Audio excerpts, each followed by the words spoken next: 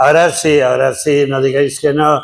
Buenas tardes a todos los aquí presentes en este viernes 17 de octubre de 2025. Para los que no me conocéis, me presentaré. Soy Paco Rubio, soy actor presencial de teatro y cine y actor de voz en radioteatro, además de director general de ficción sonora en Hola Mundo Online Radio de la Agencia Mundial de Prensa. Dicho esto, saludos cordiales a todos y quería empezar porque no sé si todos han oído hablar de la Pepa.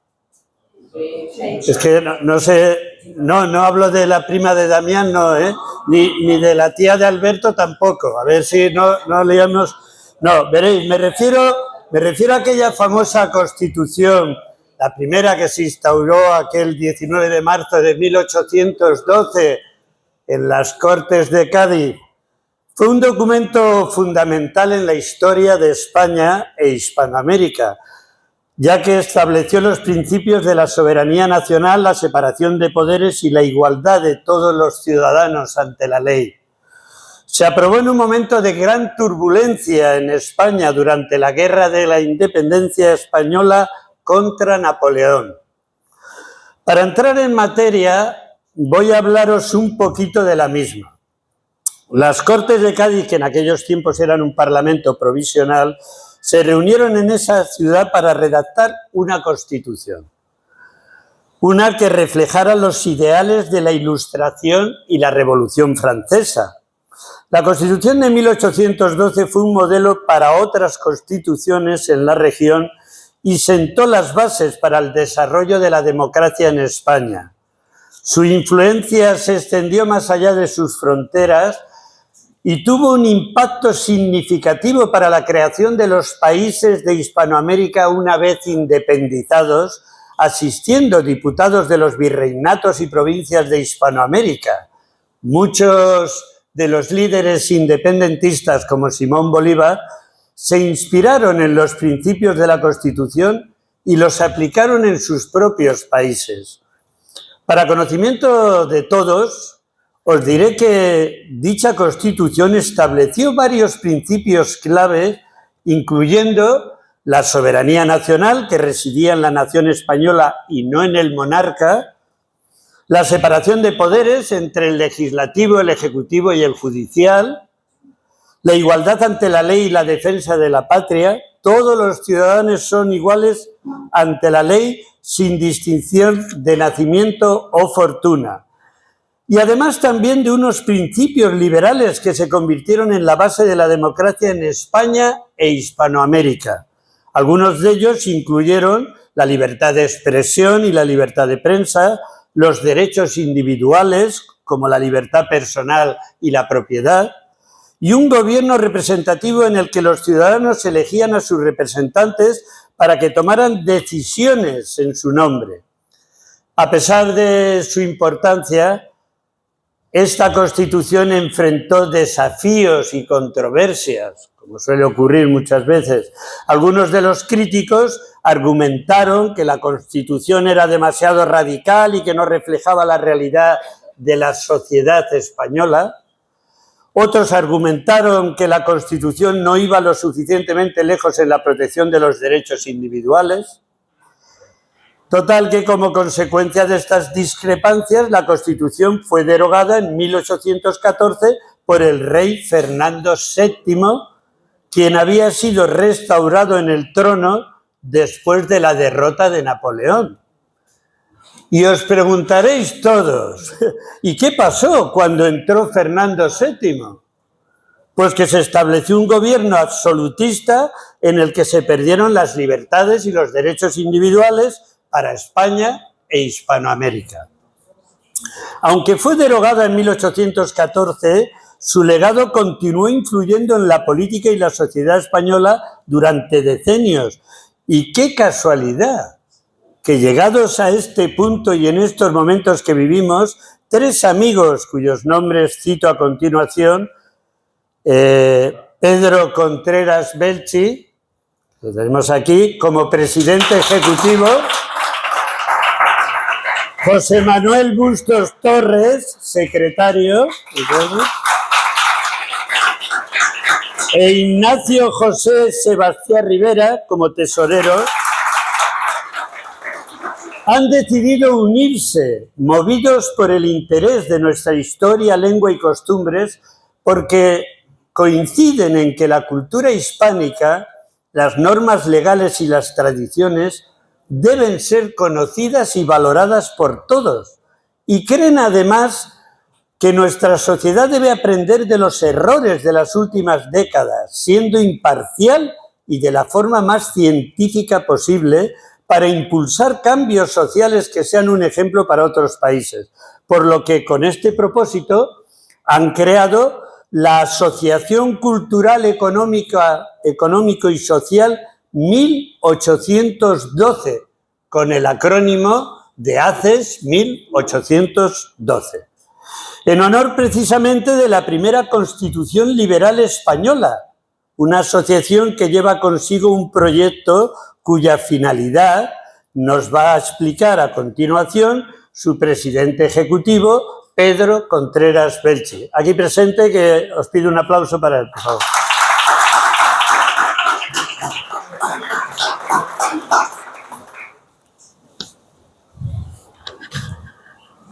Buenas noches. En principio no debería de ser yo, pero hay que adaptarse a los inconvenientes, porque el presidente Gonzalo ha tenido que irse a los hospitales con su madre.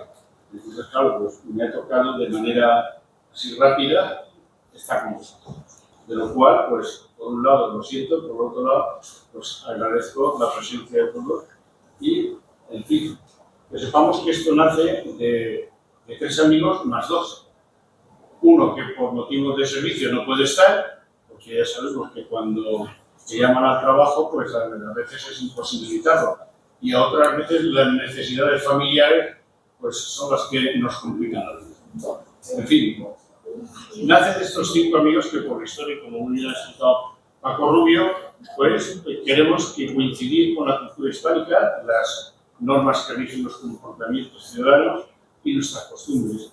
Por eso nace nuestra asociación, sin ánimo de estar dentro de ninguna capa del ambiente político, y sí de una capa de apoyo de la ciudadanía y social, para lo cual vamos a intentar establecer una serie de reuniones como las de hoy, tipo conferencias, tipos debates, para que la sociedad y en resumen toda la ciudadanía pueda estar conociendo y apoyando lo que en realidad queremos, que es pues, una sociedad que esté enterada de todas las circunstancias y todas las normas que nos rigen nuestra vida. Debido a esta iniciativa, por tanto, y el interés de estar al día a día, pues coincidimos en una reunión en Cullera, y de ahí viene que los otros dos pues, no estén aquí, porque uno vive, o sea, trabaja en Alcira, y el otro pues trabaja en Cullera, y encima pues ha sufrido estos imprevistos. De ahí proponer que no solo de política vive el hombre, sino que además de la política hay que dirigirla y orientar a la forma de actuar a la sociedad. Y por eso es por lo que se crea esta asociación. Entre otras cosas, lo formamos 2 retirados, como nos conoceréis, que somos Bustos y yo, y ya no tenemos otra cosa que hacer, nada más que meternos en problema. Y uno de ellos es ese, Bustos, retirado, al igual que yo, y otro compañero que lo tenemos aquí, que bueno, él no está retirado y está compatibilizando a duras pues toda la labor de la asociación como buen tesorero. Esperemos que tenga mucho de trabajo, porque si no, mal asunto. Y por lo demás, pues muchas gracias, porque no puedo deciros muchas más cosas. Gracias por haber venido y, en fin, ahora voy a poner el paso a nuestro amigo José Javier Esparza, que nos va a dar un poquito de su rollo. ¿Ves? Como cuando las cosas vienen así, efectivamente. Os paso por ti.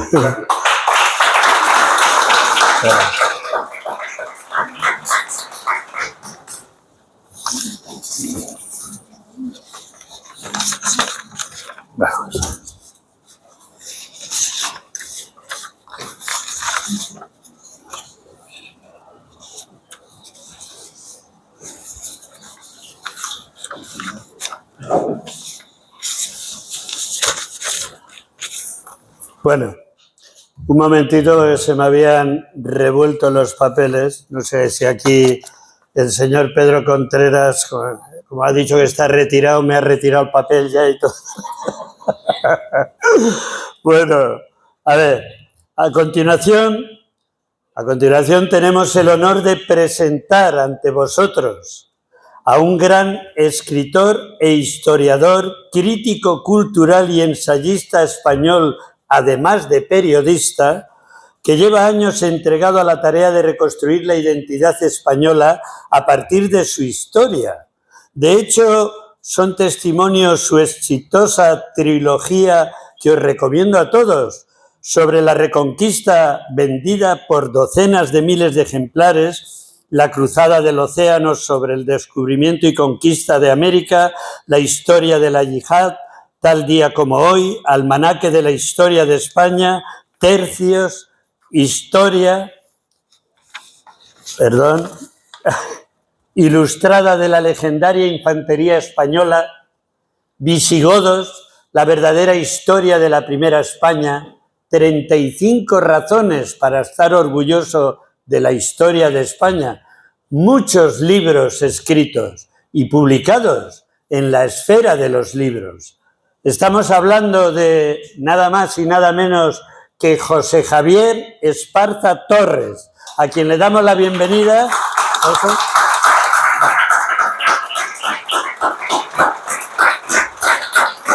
Y tienes tu micrófono, pues donde quieras colocarte, José Javier. Primero hay que ver, primero hay que ver que funcione el aparatito ese amarillo de...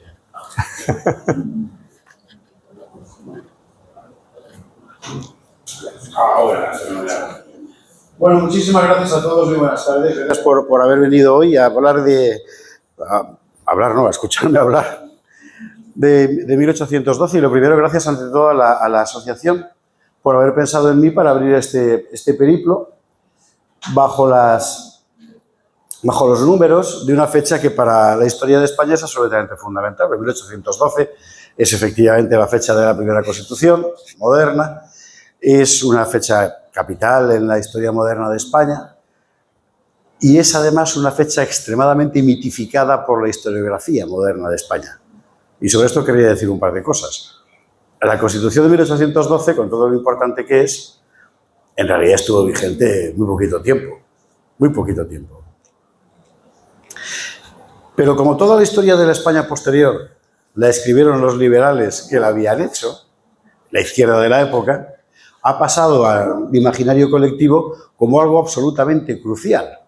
En realidad no lo fue como símbolo, y de eso seguramente podremos hablar. Por otra parte, precisamente el hecho de que hayan sido ellos quienes hayan creado el mito de la Constitución ha creado la impresión de que España en realidad empieza a existir en 1812. Proclama derechos y libertades. Antes no lo sabía. Sí lo sabía, en el contexto del antiguo régimen. Habla de la soberanía. Antes no existía. Existía en el contexto del antiguo régimen. Es decir, que no podemos imaginarnos la Constitución del 12 tanto como una puerta que de repente se abre, como, imaginaos un gozne, una bisagra. Cierra una época y abre otra. Pero el mueble es el mismo. Eso es la Constitución de 1812. Una Constitución que llevan a cabo en circunstancias extremadamente traumáticas, unos españoles que no eran solo de aquí, y a eso me referiré bastante, sin saber muy bien lo que querían hacer. Algunos lo sabían, otros también, pero pensaban que era lo contrario de esos primeros. Claro. Así que el paisaje era formidable. Para empezar, lo primero, lo fundamental. Cuando penséis en la España de 1812, no penséis en lo que hoy es España, porque la España de 1812 abarcaba 2 océanos y 3 continentes. Claro, cuando dice el texto constitucional los españoles se refiere a ambos hemisferios y está hablando exactamente de todos. Un ejemplo, en la historia de la cultura todo el mundo piensa, porque nos lo han enseñado así en el colegio, que en la España de la Ilustración no hay propiamente ilustración, unos poquitos y tal, los nombres, Feijóo, Jovellanos. En Ecuador, en el Perú, en Colombia, les enseñan lo mismo. Un nombre, dos nombres, tres nombres. Ninguno se ha dado cuenta de que en esa época, en el siglo XVIII, todos éramos lo mismo. Y a esos nombres de los españoles ibéricos hay que sumar los nombres de los españoles de la Nueva España, de la Nueva Granada, del Perú, del Plata. Esto es un poco lo mismo. Cuando hablamos de esa España, hemos de pensar en esa España bicontinental, tricontinental, si añadimos Filipinas, que se extiende a lo largo de 2 océanos y que es una realidad política complejísima. Una realidad política complejísima que, a pesar de la emergencia de Francia y de Inglaterra como grandes poderes en el siglo XVIII, sigue manteniendo un control territorial enorme sobre una buena porción del globo. Nos han enseñado que es una España decadente, que se está cayendo a pedazos. No es verdad, no es verdad. Poco antes del cambio de siglo, ha salido de España la expedición Malaspina. La expedición Malaspina es la expedición más importante de la Ilustración europea. Un par de barcos que van recuperando todo lo que pueden en cuanto a mediciones geográficas, zoológicas. La más importante. Ha pasado prácticamente al olvido porque se la comió la guerra. En 1803, muy poquito antes de que todo se caiga, ha salido la expedición Balmis, que es la que lleva la vacuna de la viruela a América. Y es la primera vez que alguien consigue llevar una vacuna a otro continente y empezar a vacunar. Todo eso lo está haciendo esa España. Esa España es un mundo extraordinario todavía, que está viviendo, eso sí, súbitamente un trauma. Y ese trauma es la Revolución Francesa, que está siendo un trauma en todas partes. Aquí más, porque resulta que el rey al que le van a cortar la cabeza es primo del nuestro. Y es muy interesante ver cómo en la evolución de la España del XVIII, que insisto, es una España que tiene que hacer frente a 2 potencias emergentes, que son Francia e Inglaterra, ya estamos todos a la par, no es la España gloriosa de los Austrias, pero sigue siendo una España poderosísima. De repente se le cierra el mundo por lo que ha pasado en Francia, porque ha cambiado súbitamente el orden. Cambia el orden del mundo. También tendemos mucho a mitificar la Revolución Francesa por culpa fundamentalmente de un francés que se llamaba Michelet, que se escribe Michelet, y que es el que escribe, igual que nuestro mito de la Constitución del 12, el mito de la Revolución Francesa. La Revolución Francesa fue un baño de sangre descomunal. Absolutamente descomunal. Terminó con juicios completamente injustos por definición, como fueron los que llevaron al cadalso a la familia real, con el primer genocidio documentado de la historia en Europa, que fue el de los campesinos de la Vendée, esa región del sur de Bretaña, en Francia, y que naturalmente acabó llevando a la guillotina a los propios promotores de la revolución, como pasa siempre, y que acabó con un golpe militar, que fue el de Napoleón Bonaparte. Esa es la historia de la Revolución Francesa. Eso no quita para que todos esos acontecimientos trastornen radicalmente el orden del mundo. Y eso sorprende a España en una situación con un monarca no particularmente espabilado, tampoco era el idiota que nos han contado, pero bueno, con una situación política muy delicada en la que este nuevo monarca tiene que apoyarse en alguien de quien se fíe, alguien que no quiera enseñarle a él. Esto, por cierto, nos suena a épocas recientes, pero bueno. Y entonces echa mano de Godoy, porque es el que va a hacer lo que él quiera. No los Campomanes, los Florida Blanca y demás, ¿no? Y mal, y muy mal. Y muy mal porque resulta que esta vez el enemigo es más listo que tú y es más fuerte que tú. Y a ti todo te sale mal. Eso es lo que ocurre en unas jornadas absolutamente excepcionales como son las de 1808, que es en realidad el auténtico germen de 1812. Y yo sobre esto sí que querría detenerme un poco. En 1808 es cuando se produce el levantamiento del pueblo de Madrid el 2 de mayo y a partir de ahí el levantamiento de toda España en general, de todo el pueblo español. La situación política es la siguiente. El más listo y el más fuerte, que es Napoleón, ha convencido a padre e hijo, Carlos IV y el que será Fernando VII, de que su futuro, el de cada uno de ellos, y por separado, depende de Napoleón. Y era verdad, por otra parte. Ambos dos, pensando fundamentalmente en salvar su corona, tanto Carlos como Fernando, entran en el juego político que Napoleón traza con una caligrafía excelente y que termina haciendo que la corona acabe en la cabeza del hermano de Napoleón. Bueno, Por el camino, en España están pasando muchas cosas que generalmente no se nos cuentan, pero que son muy importantes para entender por qué va a pasar enseguida todo lo que va a pasar. Lo primero, se llena España de conspiradores. Y no de conspiradores liberales, de conspiradores que conspiran para Fernando, para el hijo de Carlos, porque todo el mundo está viendo que Carlos IV ha perdido toda iniciativa. Antes del 2 de mayo, ahí en Aranjuez, un motín. Ese motín es un motín popular, es un motín más que popular, populachero, pero está movido por alguien. Está movido fundamentalmente por los militares y los nobles del partido fernandino, que quieren provocar un cambio de poder. Pensando en que Fernando VII va a solucionar algo que su padre no ha solucionado. Bueno, en todo caso, era una apuesta. Pero el clima de conspiración está por todas partes. El 2 de mayo de 1808, los franceses ya han penetrado absolutamente en España. Como sabéis, no es una invasión, sino que es la corona quien les llama. Más precisamente, es la corona quien se lo autoriza para poder combatir a los ingleses. Aquí hay que empezar a contar cosas que salen un poco del relato habitual, así que me perdonaréis que haga este punteo. Todos hemos oído hablar del general Wellington, el inglés que vino a ayudar a los españoles, ¿verdad? Wellington no venía a ayudar a los españoles. Wellington tenía un ejército acantonado en la isla de Cork, cuyo objetivo era invadir, por una parte, Cartagena de Indias, por otra parte, Buenos Aires. Era un ejército dirigido contra España.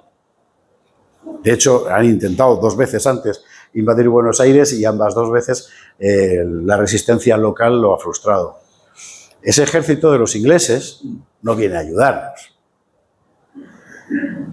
Por eso se puede entender que la corona española cediera a la pretensión francesa de que las tropas francesas cruzaran la península para ir a Portugal, que era el aliado clave de Inglaterra. Así se entiende mejor. Quiere decir, Carlos IV podía cometer sus errores, pero la decisión tenía cierta lógica. Claro, el error fue pensar que los franceses iban a contentarse con simplemente pasar. Lo que hicieron fue controlar un país que estaba ya sin control. Y con unas órdenes concretas por parte de la corona, que eran las de colaborar con los franceses. Las órdenes del ejército, de la administración, de las cortes, todas eran de colaborar con los franceses, que estaban aquí como aliados, incluso protectores, frente a otro enemigo. Eso empieza a crear, a partir de un cierto momento, una sensación, especialmente en las clases populares, pero también en los viejos nobles del antiguo régimen, una sensación de opresión insoportable. Entre otras cosas porque el cierre inglés de las rutas americanas nos ha dejado con muy pocas vituallas. Todo el tráfico comercial, que era riquísimo con América, lo han cerrado. Apenas llegan cosas. Aquí la gente empieza a pasar hambre. Y está todo el mundo muy enfadado. Y por otra parte, los franceses, yo he estudiado en París, en fin, no son los mejores invitados del mundo. Llegan aquí y se comportan pues como los ingleses en Magaluf. Lo mismo, ¿eh? Bueno, y los ánimos se van caldeando. Y se comportan como los ingleses en Magaluf, los franceses, digo. Bueno, y los ánimos se van caldeando. Y el primer muerto francés no es en el 2 de mayo. Es unas semanas antes un oficial francés en Carabanchel que había violado a la hermana de un cura. Y el cura sale con la teja que llevaban entonces y el trabuco y según lo ve pasar por ahí, se lo carga. El ambiente era ese. En ese contexto empieza a haber unas conspiraciones ya muy formales por parte del ejército, de ciertos elementos del ejército que no toleran la orden de colaborar con alguien que se comporta como un invasor. Esta conspiración militar es fundamental para entender el 2 de mayo. Al mismo tiempo hay también una conspiración política. Y lo que entonces se llamaba Junta Suprema, que era el gobierno que había dejado aquí la corona, da una orden secreta para que se constituya una Junta Suprema alternativa por si los meten en la cárcel. Y esa Junta Suprema alternativa no está formada por liberales, está formada por gente del antiguo régimen, por los grandes nobles de la vieja situación, ¿no? de la España imperial. Como sabéis, el 2 de mayo el jefe francés en Madrid, que es el mariscal de Murat, decide llevarse a lo que queda de familia real a Bayona. Por algún motivo, mira tú por dónde, ese día en la Plaza de Oriente había decenas de miles de personas, pero nunca había nadie allí. Pero mira tú por dónde ese día sí que había gente. Por algún motivo, mira tú por dónde, esa gente, que era gente del pueblo, en fin, que no sabía los enjuagues de palacio, se entera de que se van a llevar a los infantes. Evidentemente, alguien los había llevado allí, alguien se lo había contado, y cuando ven salir de palacio a los chavales, con dos, se lanzan a la calle al grito de que nos los llevan, y se lían a acuchillar franceses. Y así empieza el 2 de mayo. Y así empieza el levantamiento del pueblo en Madrid contra los franceses. Y mira tú por dónde esa gente que se levanta, en principio como una mera sublevación popular, en cuanto ve que los franceses meten más militares, van todos de consuno a un sitio que es el parque de artillería de Monteleón. Si conocéis Madrid, es donde está la plaza del 2 de mayo, hay un parque que es el parque de artillería, porque allí están las armas. ¿Y cómo sabía el pueblo que estaban allí las armas? O aún más, que les iban a abrir la puerta. Lo sabían, porque alguien se lo contó. Y lo que encuentran allí es a unos oficiales que, desobedeciendo las órdenes de sus superiores máximos, pero obedeciendo las de sus superiores inmediatos, se han encomendado a sí mismos y se han marchado al parque de Monteleón, han apresado a la guarnición francesa y empiezan a repartir armas a la gente que va. Este es el principio del levantamiento. Subrayo todo esto porque da la impresión de que es un movimiento puramente popular, de gente que espontáneamente se levanta contra un enemigo. No, había un foco de resistencia nacional previo. Pero va a pasar una cosa todavía más prodigiosa, y es lo siguiente. En Madrid vive en aquel momento un señor muy importante que se llamaba Esteban Fernández de León. Esteban Fernández de León era venezolano, es decir, español en la época. Había sido largo tiempo intendente en Caracas y ya retirado se había venido a vivir a Madrid. Formaba parte de esa junta secreta que se había constituido en caso de que metieran en la cárcel a la Junta Suprema. Esteban Fernández de León ve lo que está pasando en la capital, coge el carro, la mujer, las hijas y se marcha fuera de Madrid, pero no huye de Madrid, se va a Móstoles. ¿Por qué a Móstoles? Que es un sitio, es una ciudad dignísima, y no seré yo quien menosprecia a los mostoleños, pero en la época es un pueblo perdido en la carretera de Extremadura. Bueno, porque en Móstoles hay otro gran señor, que se llama Juan Pérez Villamil, gran jurista de la corona, que también formaba parte de esa junta secreta, que tendría que haber tomado el poder en Madrid. Y son los dos quienes empiezan a plantearse qué podemos hacer para que el ejército tenga noticia de esto y se levante. Y Pérez Villamil, que es un gran jurista, piensa, lo que tenemos que hacer es un bando municipal.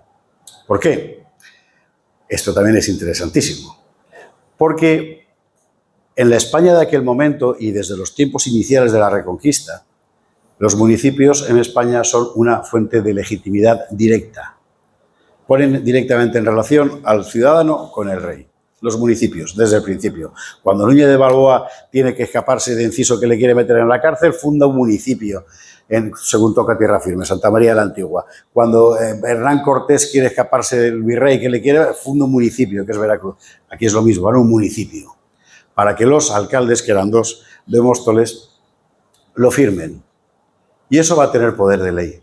Había dos alcaldes porque en la época los ciudadanos no eran todos iguales ante la ley, o más bien no tenían la misma ley. De tal forma que había un alcalde para el estamento de hombres buenos que se llamaba y otro para el pueblo. Andrés Torrejón y Simón Hernández. Bueno, son estos dos quienes firman un papel que ellos jamás habían sido capaces de escribir, evidentemente. Lo ha escrito Pérez Villamil, que es una declaración de guerra. Por eso es concebible que fuera un pequeño municipio perdido en la estepa madrileña el que declarara la guerra a Napoleón, porque no era un pequeño municipio, era un municipio. Dos, todo el mundo sabía que quienes hablaban en realidad en nombre de aquellos dos alcaldes era la famosa junta secreta que estaba diciendo vamos a por ellos.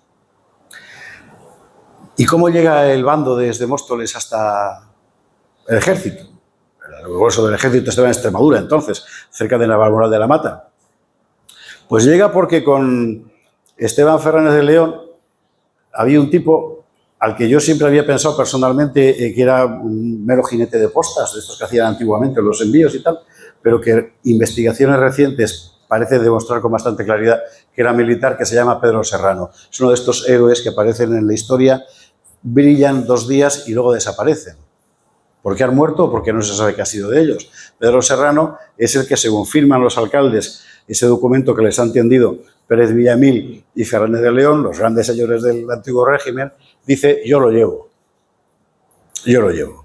Así que coge su caballo, coge el bando y va pueblo por pueblo, Maqueda, etcétera, entregándolo en los ayuntamientos para que saquen una copia y llevándose el texto sin parar de cabalgar hasta Navalmoral de la Mata. Es fama que en Navalmoral su caballo revienta y él desaparece de la historia. No sabemos si muerto o cómo. El asunto es que es precisamente así, gracias a este Pedro Serrano, cuyo nombre ignora todo el mundo, como el bando de Móstoles pudo conocerse en toda España. Porque cada uno de estos municipios lo mandaba a su vez al vecino y el vecino lo mandaba al otro. De tal forma que en apenas una semana no había municipio en España que no supiera que había que levantarse contra los franceses. Y la pregunta es, bueno, ¿y por qué se levantaron? Quiero decir, tú estás en Madrid soportando a los franchutes y tal, bueno, puedes entender que te levantes. Tú estás pero en un pueblo de Burgos. ¿Por qué? Pues sí, se levantaron. Y esto es una cosa auténticamente prodigiosa que, desde mi punto de vista, es importantísimo porque demuestra hasta qué punto puede hablarse realmente de una idea de soberanía nacional española en el pueblo español, aunque no con la idea de la nación moderna, ciertamente, en la España de aquel tiempo. Esto lo vio muy bien, aunque no lo parezca mentira, Carlos Marx, nada menos. Carlos Marx tuvo una época, hacia los años 50 o así, Marx era muy golfo, estaba siempre con los problemas de dinero tremebundos.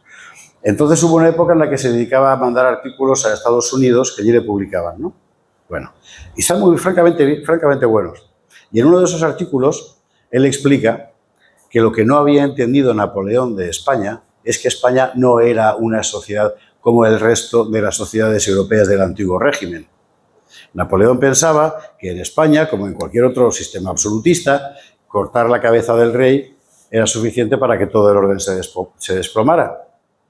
Y Napoleón no podía saber, seguramente porque nadie se lo había contado, que en España funcionaba desde muchísimos siglos atrás, desde el principio de la Reconquista, una red densísima de instituciones populares, de ayuntamientos, de juntas, de fueros locales, que en la práctica significaban una legitimidad sin necesidad de que el rey la sancionara.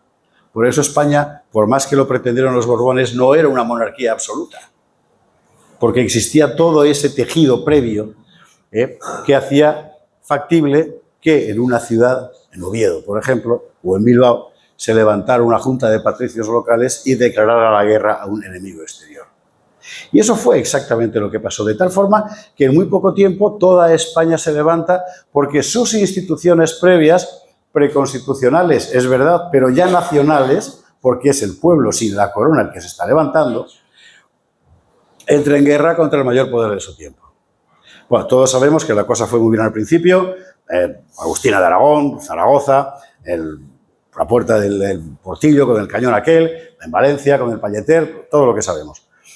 Y que se torció en cuanto Napoleón dijo: sois un desastre todos, dejadme que voy, dejadme solo. Pues solo era con 500.000 soldados con los que cruzó Pirineos primero y la Sierra de Guadarrama después, y empezó a repartir estopa. Y asentó, en fin, en el trono a su hermano. En todas partes, menos en una en la que tuvieron que refugiarse las Cortes, que fue precisamente Cádiz. Cádiz era la que más lejos pillaba de la entrada napoleónica, lógicamente, pero además estaba protegida por la flota inglesa, con lo cual resultaba, bueno, un buen lugar para esconderse. Por favor, claro que sí. Luego te lo cuento en... Protegida por la escuadra inglesa. Entonces, era el lugar ideal para reunirse allí. Fernando VII después del cambalache bastante impresentable con su padre y con Napoleón, quién le quita la corona, quién se la pone, quién no sé qué, necesita legitimarse. Y puesto que él es rey a ojos de buena parte de la nación, lo que hace es que se convoquen las Cortes. Cortes que se convocaban periódicamente. Cortes, paréntesis, pero me parece que es importante saberlo. En España las Cortes son, desde 1180, las primeras Cortes con representación popular de Europa. Todo el mundo dice que el parlamentarismo lo inventan los ingleses. También dice que inventaron el té y es una planta asiática. En fin, no. Las primeras Cortes con representación popular se inventan en las Cortes de León. Y no porque el rey fuera particularmente demócrata, sino porque necesitaba una voz alternativa al peso de los grandes nobles. Así que lo que hizo fue ir a las ciudades y decirles, vosotros mandáis vuestros representantes. Pero nosotros, mi rey, si solo somos campesinos, artesanos, vosotros. Así que vosotros elegid a vuestros patricios urbanos que van a estar en las Cortes al lado de los grandes nobles, de los grandes eclesiásticos. Eso empieza así y va a durar mucho tiempo. Y en líneas generales, las Cortes en España, las de Aragón enseguida copiarán el modelo, después las de Navarra, van a ser Cortes ya con una representación popular. No es una representación democrática como la entendemos, claro. Efectivamente no lo eran, pero sí con una representación popular que incide en esa idea tan típicamente española desde el principio de la Reconquista, sino antes, de que hay una relación directa entre el pueblo y el soberano, sin intermediarios. Lo era el municipio y lo son otras muchas instituciones. ¿Sabéis que Carlos III todos tenemos en la cabeza quién es, ¿no? Este rey que era como Juan Carlos de Borbón, pero más flaco y con peluca, y que le hicieron la canción de mírala, mírala, la puerta de Alcalá, etc. Y todo el mundo piensa que era un rey liberal y... Bueno, Carlos III es el primer rey que intenta meter en España la doctrina del derecho divino del monarca. Porque en España los reyes nunca han sido de derecho divino. Esto es una cosa típicamente francesa. Es una cosa típicamente francesa, sobre todo por las guerras civiles horribles del 16, las guerras de religión que dejaron centenares de miles de muertos, que cuando se solucionan la única opción para el rey es decir, yo voy a reinar porque Dios lo ha mandado. Pero es una cosa muy específicamente francesa que teoriza un gran teólogo que se llama Bossuet. Bueno, en España nunca había sido así. Y Carlos III, que está francamente preocupado por el hecho de que España sea un país donde le da la impresión de que todo el mundo va a su bola, el pueblo le monta motines, los curas hacen lo que quieren, se van a hacer misiones por América y no le dicen, y eso él no lo puede soportar, quiere reintroducir, al mismo tiempo que expulsa a los jesuitas, quiere introducir en España el derecho divino de la monarquía, que no lo consiguió. Subrayo todo esto porque en un momento tan crucial como este de 1808, 9, 10, 11, 12 y hasta la Constitución, el rey español nunca fue un rey absoluto. No podía. No podía porque había tal red de instituciones por debajo y por encima, las juntas provinciales, las juntas, que realmente no podía hacerlo. Y Fernando VII no quiso al principio, luego ya fue otra historia. Las Cortes, vuelvo a las Cortes. Es cuando se convoca precisamente Cortes, Fernando VII, y entonces aparece otro elemento que lo va a cambiar absolutamente todo. Y es el siguiente. Vosotros pensad que sois gobernantes de un país que incorpora la península ibérica, toda Centroamérica, todo el Perú, el estuario del Plata, las Filipinas, y que queréis juntar a todo el mundo, en un mundo en el que no hay aviones, evidentemente, y además que está en guerra. No va a ir nadie. Es muy difícil. Aún así habrá representantes de los virreinatos, que no colonias, nunca lo fueron, de los virreinatos en las Cortes de Cádiz, pero muy poquitos. Y lo mismo con los representantes de la propia península, porque cruzar la península en tiempos de guerra era complicado. Entonces, un grupo muy concreto, en torno al conde de Toreno fundamentalmente, Queipo de Llano, se llamaba de apellido, empieza a maniobrar para llenar todas las Cortes de liberales.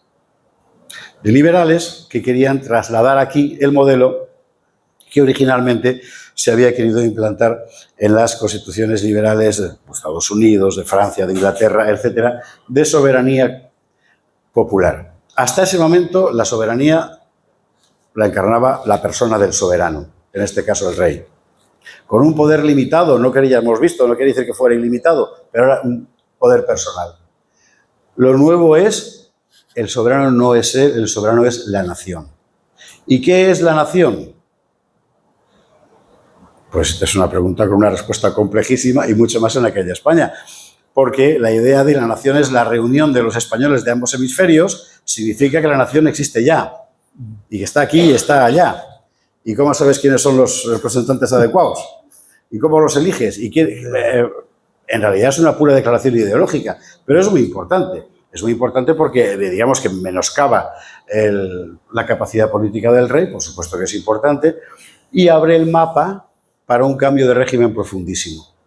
Por eso el conde de Toreno, en un libro absolutamente crucial, fundamental, porque además él lo vivió, no habla de guerra y constitución en España, habla de guerra y revolución en España. Porque para ellos lo que estaban haciendo era una revolución. Ellos pensaban que estaban haciendo la revolución francesa en España. Luego el tiempo pasa, las corrientes cambian, los viejos abuelos turbulentos liberales nos parecen gente muy de orden y de derechas, pero en la época la izquierda eran ellos, eran los que estaban haciendo esa revolución y eran perfectamente conscientes de lo que estaban haciendo. Llenaron las cortes con gente sacada de aquí y de allá, de las pequeñas logias que funcionaban, más o menos masónicas, en Andalucía, en Madrid, etc. Luego se recusó que participaran en estas cortes, claro, porque nada les legitimaba. De repente aparecía un canónigo de una catedral que era procurador en las cortes y decía, oiga, que me iba a sentar y aquí había un señor de Cádiz. Bueno, las cortes fueron así. Sin embargo, con todo, aquellas cortes consiguieron el fenómeno de que mucha gente que en principio habría sido reacia a aprobar aquello en cualquier otro momento, en este, sin embargo, sí lo aceptara. Y que lo aceptara porque era absolutamente crucial, por lo que tenía de símbolo de la resistencia nacional. El valor, desde mi punto de vista, en fin, es una opinión, el valor real de la Constitución de 1812 no es tanto el texto constitucional como lo que representa para la gente que en aquel momento ve aquí una afirmación de su capacidad de resistencia frente a un poder enemigo. Frente a un poder enemigo, que es el francés, que es el poder absoluto, y enseguida frente al poder inglés, pero esta es otra historia. No sé cómo voy de tiempo, me pongo ¿8 qué? Que son las 8, vale. ¿15 minutos más? Venga, 15 minutos más. El texto de la Constitución, como sabéis, queda en papel mojado enseguida. No se aplica nunca, por supuesto, mientras dura la guerra, claro. Cuando la guerra acaba y vuelve Fernando VII, varios de los diputados que estaban presentes en aquellas cortes van a recibirle y le presentan un manifiesto, el manifiesto de los persas, os contaré por qué se llama así, donde lo que dicen es se acabó lo de la Constitución, vamos a volver al orden anterior. Se llama de los persas porque el manifiesto empieza diciendo algo que históricamente no es del todo cierto, pero bueno, en la época se pensaba que sí, que es que los persas de vez en cuando dejaban unos pocos días para que el pueblo hiciera lo que le daba la gana, lo que quisiera, que robara, que asaltara, y pasado ese día, o sea, a las 12 de la noche del último día ya, todo el mundo otra vez a funcionar como en un cuartel, ¿no? Entonces ellos decían, esto ha sido en los días de los persas de España, ¿no? Y ahora pasados estos días de los persas, tiene que volver el orden como era antiguamente. Y aquí se abre otra brecha que nos va a llevar ya hasta principios del siglo XX, si no más, que es la constatación de que el nuevo orden no funciona bien en ningún momento y al mismo tiempo el viejo orden no puede resucitar porque se ha muerto. Con frecuencia se le echa la culpa a Fernando VII del retorno del absolutismo. No es verdad. Fernando VII es un rey que sí, tiene sus limitaciones ciertamente, pero toda Europa en aquel momento al mismo tiempo vuelve al absolutismo. Toda al mismo tiempo. Bueno, menos Inglaterra, pero por otros motivos. ¿Por qué? Pues lo que ellos ven es tanto en Viena como en Moscú, como en París, es porque París, como se ve, Francia ganó las guerras napoleónicas. Yo no sé cómo hacen los franceses, siempre todas las guerras que pierden parece que las han ganado, pero bueno, en fin, Francia ganó, la corona francesa ganó las guerras napoleónicas. Bueno, todos imponen el retorno al absolutismo y, por supuesto, España también. No es una cosa que se le ocurra solo a Fernando VII frente a... No, es la atmósfera del tiempo. Es verdad que el propio primo de Fernando, el francés, le dice, bueno, pues podrías, a lo mejor alguna reforma, podías dejarla ahí, que no la... Vale, bien, esto ya es otra historia. Lo que hay en aquel momento en España es trágico. Es trágico porque el país se ha roto. Se ha roto físicamente. O sea, España sale de la guerra de la independencia con una deuda del 1200%. Y es un cálculo pacato, está hecho sobre el patrimonio real. España sale de la guerra de la independencia con la industria, con la agricultura enteramente arruinada por la guerra, sin cabaña ganadera, porque se la han comido toda para los soldados, sin apenas industria, porque los franceses en su retirada rompían y los ingleses cuando llegaban también, porque Inglaterra también estaba haciendo la guerra a España en ese momento. De tal forma que lo que queda aquí a partir de 1814 es un mundo destrozado. Un mundo destrozado con un montón de gente con la escopeta en casa. Y aparecen enseguida las milicias nacionales y las milicias realistas y no sé cuál. Y esta gente está a tiros por el campo. Esa es la España que empieza a partir de ese momento, con un rey que ciertamente tampoco era la persona más inteligente del mundo y que no encuentra otra forma de cerrar que reprimir y reprimir y reprimir. Hasta que en una de estas, tanto se le va la mano que le dan un golpe militar. Un golpe militar que es el de Riego en 1820. Golpe militar, por cierto, del que hay que encontrar una cosa. Mientras todo esto ocurría aquí, en la otra parte de España, que era la americana, empezó una guerra civil, porque fue una guerra civil, entre los partidarios de seguir con la corona española y los partidarios de la emancipación. Y en esa guerra civil, los partidarios de la emancipación tienen ayuda inglesa, la Legión Inglesa, se llamaba así. Los partidarios de seguir con la corona no tienen ninguna ayuda exterior porque España no puede mandar tropas, porque no hay. Hay un señor que se llama Morillo, que hace maravillas conteniendo el animal de Simón Bolívar, pero poco más. Hay un momento, hacia 1820, en el que está a punto de ganar Morillo a Bolívar. Y además, en ese momento, España ya puede aportarle a Morillo en los refuerzos que necesita. Y monta un gran ejército. Y lo acantona en Cádiz. Y es justo en ese ejército donde se subleva Riego. De tal forma que nunca habrá socorro para Morillo en América, se perderán irremediablemente los virreinatos y aquí empezará otra revolución liberal financiada fundamentalmente por Mendizábal sobre la base del dinero inglés, que será de 1820, y volverá a la Constitución de 1812, porque es su reclamación. Y después de 3 años de gobierno, serán tan incapaces de aplicar la Constitución que el final será el llamamiento de Fernando VII al duque de Angulema para que entre con un ejército, los famosos 100.000 hijos de San Luis, para restablecer el absolutismo. ¿Sabéis? Nos han enseñado a todos que los españoles de la época eran tan borricos y tan fachas todos que gritaban ¡vivan las cadenas, vivan las cadenas! Bueno, era una coña. Es decir, los liberales habían estado 3 años diciendo que iban a librar a los españoles de sus cadenas. En esos 3 años el desastre de gobierno había sido tal que la gente salía a la calle a gritarles de cachondeo ¡vivan las cadenas! Eso fue lo que pasó. Y a partir de ese momento, toda la historia constitucional española es una pugna permanente entre 2 familias liberales. Los liberales doceañistas, así llamados, que son partidarios de reimplantar de una forma u otra la Constitución del 12, y los liberales exaltados, que son partidarios de eliminar cualquier tipo de referencia al rey en la soberanía nacional. Y todo nuestro siglo XIX podría contarse así, y como es muy largo y muy complicado, ahí no me voy a meter, simplemente me quedaré en la importancia de la fecha 1812 para nuestra historia nacional. En 1812, la guerra contra Napoleón estaba muy lejos de poder ganarse. Hay la batalla de los Arapiles, que es una victoria importante, aunque con un número de bajas tremendo por las dos partes. Pero Wellington llega a tomar Madrid, pero tiene que marcharse. O sea, no, está muy lejos. Lo que salva a España en aquel momento es el desastre de Napoleón en Rusia. Eso hace que tenga que aspirar un montón de recursos. Él mismo lo dirá en sus memorias. Esta maldita guerra de España, decía Napoleón, no había entendido nada de lo que pasaba aquí. No había entendido nada de lo que pasaba aquí. Tiene que retirar gente, al final perderán.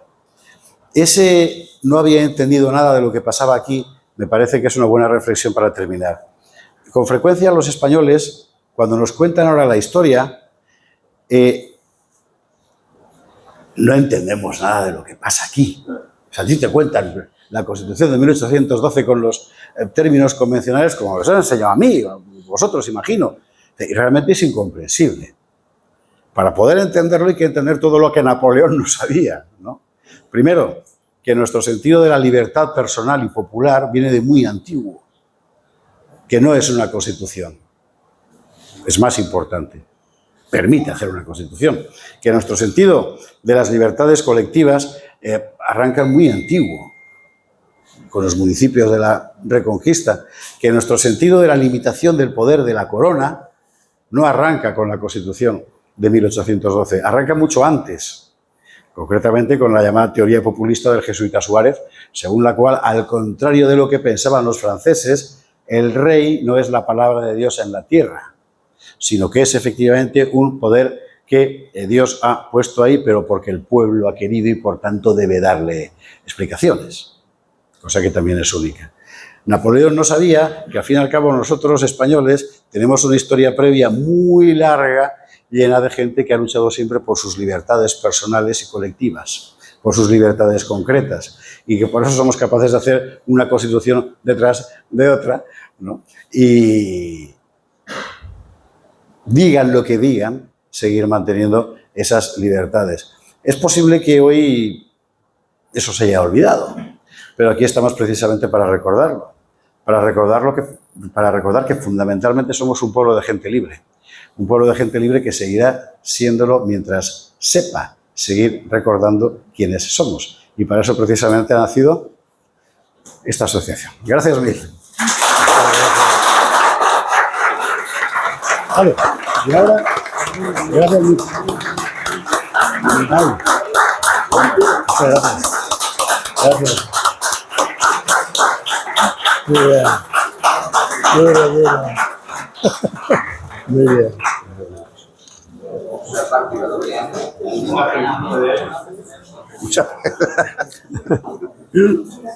Esparza, si alguno quiere hacer alguna pregunta.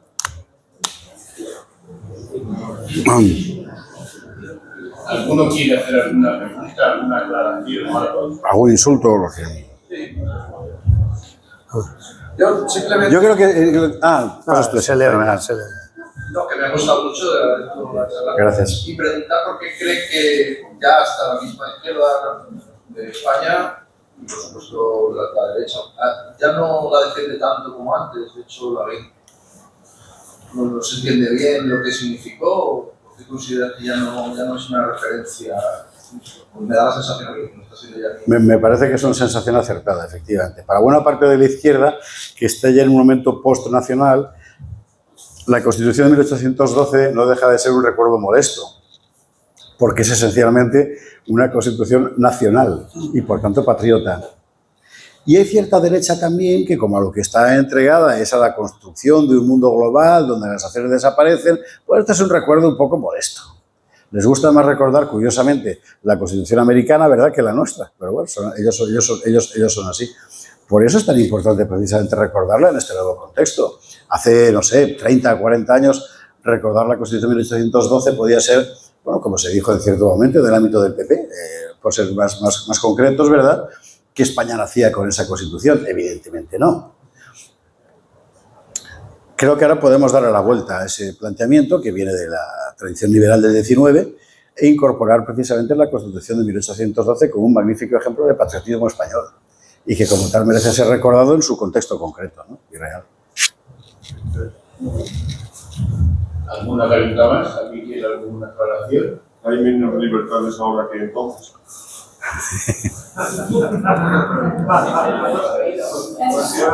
La pregunta es, ¿hay menos libertades ahora que entonces? Bueno, libertades personales. Es que no es lo mismo libertades personales que libertades públicas. Claro. Libertades públicas, en principio y teóricamente hay más, en cuanto a capacidad de expresión, etc. Luego es verdad que tú no puedes montar un periódico si no eres rico, pero bueno, una web sí que la puedes montar. Así que en términos de libertades públicas, teóricas, sí que hay más libertades públicas ahora que entonces. Otra cosa es que entonces, en una sociedad como la del siglo XVII-XVIII, la necesidad de libertades públicas era una cosa muy reducida, muy limitada. Se limitaba a una clase concreta, que es la burguesía, por eso hay revoluciones. En cuanto a libertades personales, es verdad que el crecimiento hasta lo monstruoso de los aparatos estatales y de esos sistemas de control han hecho que hoy no sea posible escapar a ningún lado. Cosa que hasta, yo no te digo el 19, hasta 1950, vamos, era perfectamente posible, hoy ya no. El Estado ha crecido de tal forma que, por así decir, se ha desprovisto de su contenido político, porque en realidad ya no manda nada, ya no pinta nada, ni en la política agraria, ni en la política... no. Y por el contrario, ha incrementado exponencialmente su contenido represivo y de control, de tal forma que las libertades personales han ido menguando a toda velocidad, sin ninguna duda. ¿Alguna pregunta más? Bueno. Agradezco a Paco Rubio su presencia y para finalizar el acto y para despedirlo, hará una declamación de un poema de Pablo Parellada, titulado El idioma castellano, que explica de las ideas de la creación de esta asociación, defender nuestros idiomas, tanto el nacional como el de Valencia. Porque qué mejor para unir a los dos continentes que la lengua castellana. Entonces, Paco. ¿Sí?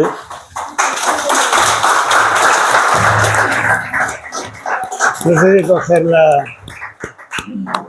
No sé si se me oye bien así o queréis que lo haga mejor con el micrófono. ¿Mejor? Bueno, mi mujer ya me está diciendo que lo ponga a 1 metro de distancia. No, está muy bien. Me da igual. Quitar esto, que no se A ver, este poema de Pablo Parellada habla de las variaciones que tiene el idioma castellano solo con que se cambie... Perdón.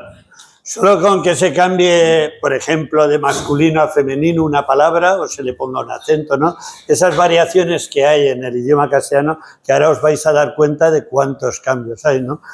Y este poema, que lo escribió pues a finales del siglo XIX o a principios del XX, no hay una fecha concreta en la que lo escribiera, ¿no? Pablo Parellada.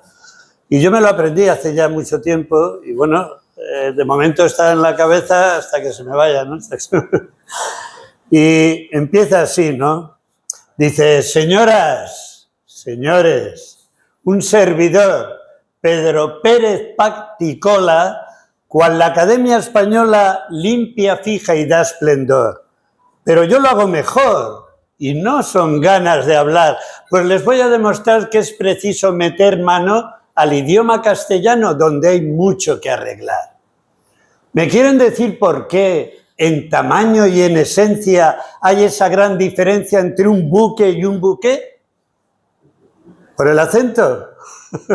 Pues yo por esa insignificancia no concibo la distancia de presidio a presidio, ni de Tomás a Tomás, ni de un topo al que topó, de un paleto a un paleto, ni de colas a colas. Mas dejemos el acento, que convierte, como ves, las ingles en un inglés. Y pasemos a otro cuento. ¿A ustedes no les asombra que diciendo rico y rica, majo y maja, chico y chica, no digamos hombre y hombra?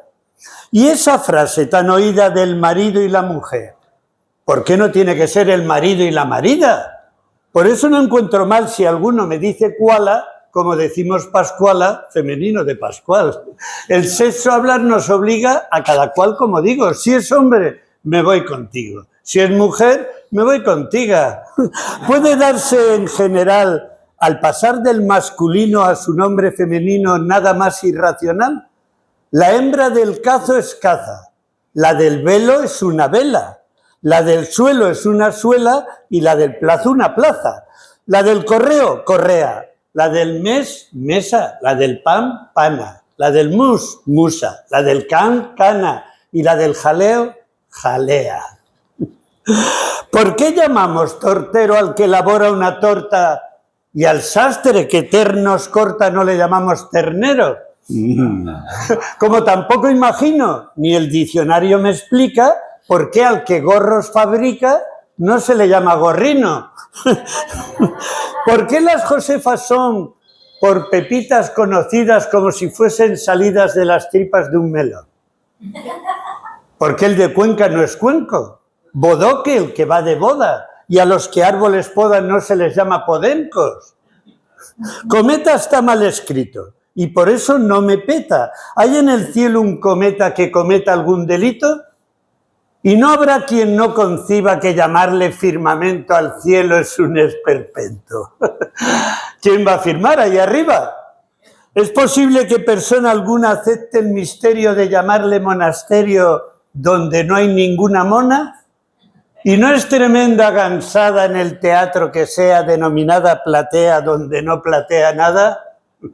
Si el que bebe es bebedor y el sitio es el bebedero, a lo que hoy es comedor hay que llamar comedero. Comedor será quien coma, como bebedor quien bebe. De esta manera se debe modificar el idioma. ¿A vuestro oído no admira lo mismo que yo lo admiro, que quien descerraja un tiro dispara pero no tira? Este verbo y otros 1000 en nuestro idioma son barro. Tira el que tira de un carro, no el que dispara un fusil. De largo sacar largueza en lugar de larguedad y de corto cortedad en vez de sacar corteza. Del mismo modo me aquejo de ver que un libro es un tomo. Será tomo si lo tomo, si no lo tomo es un dejo. Si le llamamos mirón al que está mirando mucho, cuando mucho ladre un chucho, se le llamará ladrón. Porque la sílaba on indica aumento. Y extraño que a un ramo de gran tamaño no se le llame Ramón. Y por la misma razón, si los que estáis escuchando un gran rato estáis pasando un ratón. Y basta para quedar convencido el más profano que el idioma castellano tiene mucho que arreglar. Con que basta ya de historias. Y si al terminar me dais 2 palmadas, no temáis, porque os llamen palmatorias.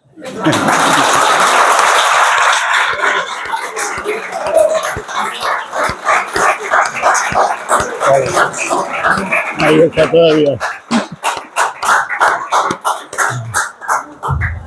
Bueno, estimados amigos, con esta declamación de nuestro amigo Paco, ya damos por final el acto de la presentación de hace 1809.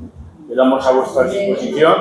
En la red habrá una web, si alguno está interesado en algunos datos más, ahí podéis comunicar con nosotros a través de WhatsApp o a través de nosotros mismos y de la propia web, que si hoy no está acabada, porque tenemos una pequeña, que es para que nos dé acceso y tiempo a hacer una en mejor estado, para incluso aquel que quiera colaborar con nosotros o quiera estar de socio.